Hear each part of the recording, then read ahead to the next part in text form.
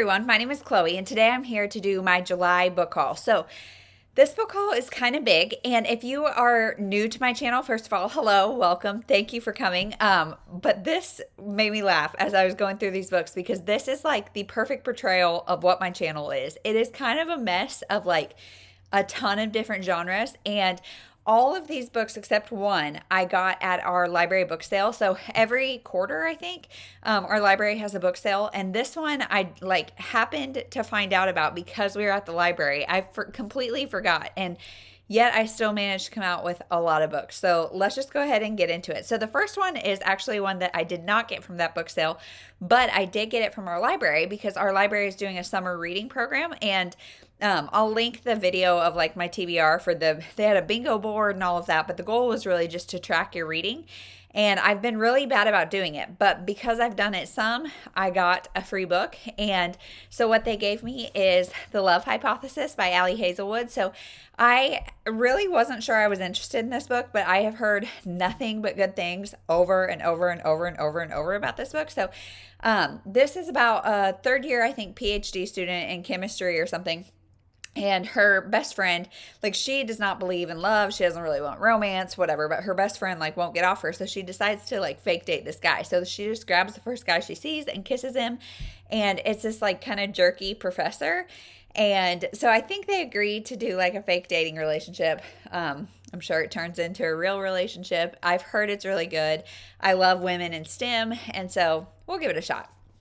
Next is the whole rest of these now are either ones that I got at the library book sale, or they are tricky because you have to pay cash at the library book sale or else take the ticket to like the Friends of the Library like bookstore within the library. So every time that happens, I like get more at the Friends of the Library bookstore. So these are all from that outing. So we've got Sisters 1, 2, 3 by Nancy Starr. So this is there's like a tragic accident on Martha's Vineyard that kind of causes these three sisters to all react very differently. So it follows the three sisters. It says heartbreaking, humorous, and hopeful. So I think there's just gonna be a lot of family drama, family secrets, but also like the bond of sisters. And I'm about to have my third girl, so just sister stories are the best for me. I love them, and so I'm excited to see how these three girls deal with whatever happened, and I want to know what happened. So there's that.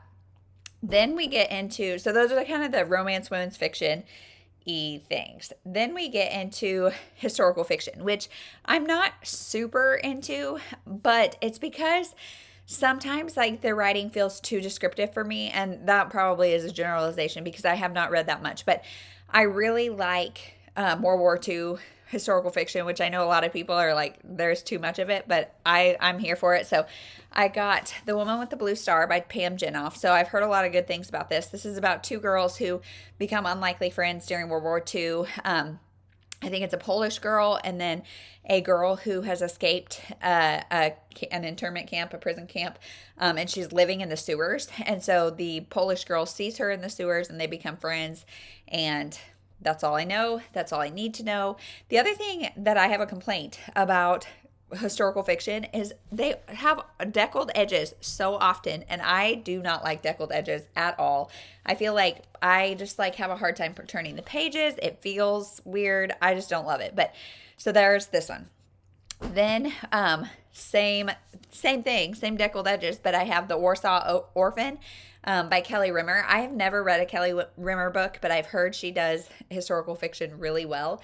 And this is about a girl who I think she starts to help her, like, not roommate, but somebody who lives in the same area, maybe the same apartment or something, I don't know, but starts to smuggle kids out of the ghetto because her friend is a nurse. And I don't really know much more than that. I know she gets close to a family, and one of the guys, the boys, I don't know, is starting to like be a little reckless about things. And so they're in danger, and I think there's a romance. I don't really know, but I love the way this cover feels. I wish it wasn't deckled edges, but I'm still really excited to jump into this. And I think we get dual POVs from like, or maybe more than dual. I know we get at least a couple POVs in this, so I'm excited to read it. Then we get into the Christian fiction books. I don't have a ton of them, and it's honestly a genre that I feel like I love when it's done well. And so I have a few authors that I like pick up a lot, and I have quite a few that I have discovered lately through some of my friends here on BookTube that I want to try. But one of the authors that I feel like is always pretty good and reliable for me is Karen Kingsbury. So this is Leaving. This is the first in her Bailey Flanagan series, I think. It's about this girl who leaves her hometown to go to Broadway for an audition. And so she's thinking, like, does she want to leave her family and all of that for Broadway? And also there's a boy back home. The boy is also going through some stuff where he's in another town. And so they're both just trying to, like, analyze, is their relationship worth kind of sticking around for or not? I think this whole series follows Bailey and Cody, maybe. I don't know. I'm excited to try it. Next is Beverly Lewis. So Beverly Lewis, my daughter and I read a lot of her middle grade, and I've read a handful of her adult novels. This one is about, it's the first in Annie's People, and if you don't know, one of my daughters is named Annie, and so I just always think it's fun to buy books with my kids' names in them. But this is about a girl who's like 20, I think, and she's artistic, and she's expected to be in the Amish community, and she just can't decide if she wants to do that or if she wants to do something else. And so I think like an Amish book is really comforting at times. I don't read a ton of it, and it's not like my favorite thing, but I like having one just in case. It's always very like wholesome and makes me feel good. So there's that. Now we get into the thrillers. So Harlan Coben. Harlan Coben is one of those, like James Patterson, he is somebody who I love, and Harlan Coben is like right up there with him. He doesn't have as short of chapters as James Patterson does, but still not long, and he is like got more books than you could ever read. But this one's called Tell No One, and it's about a man whose wife was taken and he presumed dead, I think, but he starts getting messages on his computer that are things that only his wife could know. So he starts to like search for his wife, and I think somebody's after him, not wanting him to find her. I'm curious when this book was published because it's computer technology, all that kind of stuff, I'm wondering if it's going to be super dated. I mean, I would assume so, but let's see, 2001. So it might be dated. It might not like be really relevant to now, but I also feel like Harlan Coben, James Patterson, and this next author are all very like nostalgic authors for me. So if it's a little dated, won't bother me. Okay, so this next author, if you guys have been around a while, you will know that I recently, this past year, fell down a Mary Higgins Clark rabbit hole. Don't know why. Actually, I do know why. Tara from Buzzwords Books, she has read a couple of hers and just made me remember her. Like Nora Roberts, Mary Higgins Clark, Danielle Steele. I feel like these are all people that my mom and grandma read when I was young. And so the books are really nostalgic for me, and some of them are still really good. So I got a few. First we have, I've heard that song before. So this is about a woman who marries a widower who his wife died under some mysterious situation. She was drowned in their pool, I think. She was pregnant, and I don't know if they ever knew if it was an accident or on purpose or what. And now the cops come to his door and arrest him, I think, for a death of a woman that he took to prom 22 years ago. So who knows? Is this a good guy, a bad guy? Is he just in the wrong place at the wrong time? He's also a sleepwalker, which means he's going to be kind of unreliable. So I don't know. We'll see. I'm excited to read this, and I hope it's one of the good ones. Then we've got Remember Me, and this one is one that I don't know if I can read right now or not, but a 2-year-old boy, I think, dies in a car accident with his mom, and his mom has a lot of guilt, and then they have a little girl, and they decide to go to Nantucket and just have like some peaceful retreat, or not Nantucket, Cape Cod. But then while they're there, things start happening, and the mom maybe starts to lose her mind. She starts to hear like things that are kind of like haunting her about her son's death. And so I don't know, is somebody doing something? What's going on? Is she going crazy? I don't know. Next is still on the Mary Higgins Clark train, and it's A Stranger is Watching. So this one is about a guy on death row who swears he's innocent, and the actual killer, I think, is still after the victim's family. So I don't know. We get, I think, the perspectives of the victim's family. and something's about to go on. So he's on death row and he has like 2 days to live. So yikes. Then we get into, I mean, we're still on the Mary Higgins Clark thriller train, but we start getting in Christmas books. So it is almost, well, no, it's not. It's August 7th. I was going to say it's almost September, but it's not. And Christmas books are starting to come out. So I'm fine with that.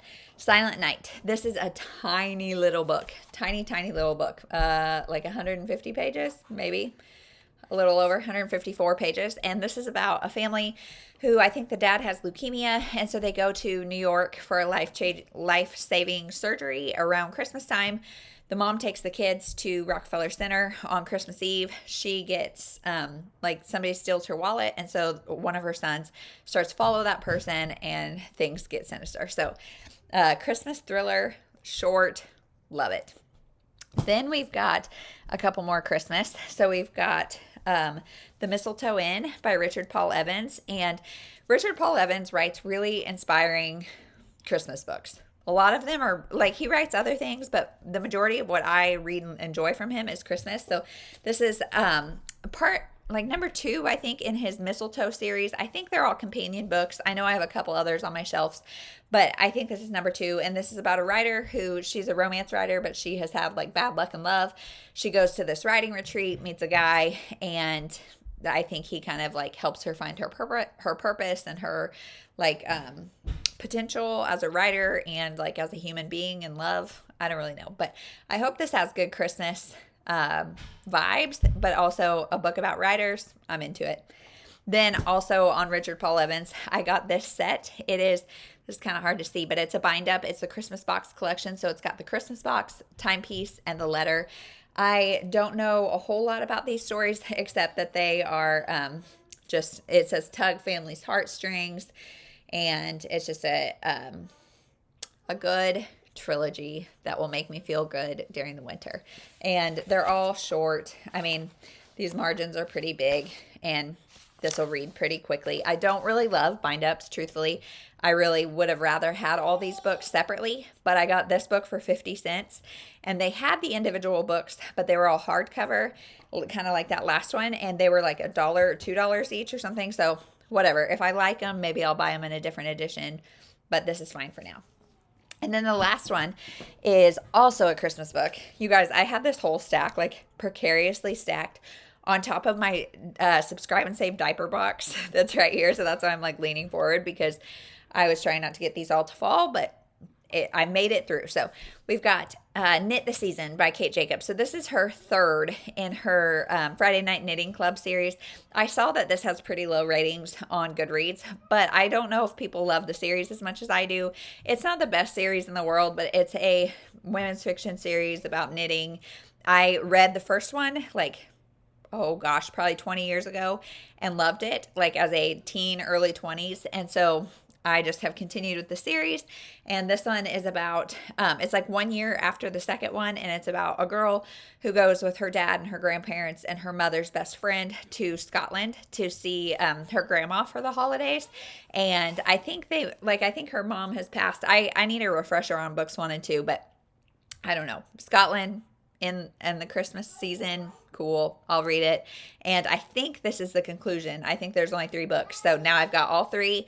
And I'm excited to read it. So can I say that anymore? I'm excited to read all of these. In fact, I just went through all of them to like remind myself what they were about, because the book sale was like early in July and now it's early in August. And I was so excited. Like it's Sunday afternoon, Sunday morning. I don't know what time it is, you guys, what is time, but I am really just excited. I really want to just go read and get through all of these books, especially because they are so different. These will be a perfect addition to my shelf. So if you have read any of these books and you think I need to prioritize some over the other, let me know which ones I should read first and what you thought about them. And maybe don't tell me if you hated any of them, but if they're good, tell me. And that's it. Thank you so much for watching. We'll see you in the next one.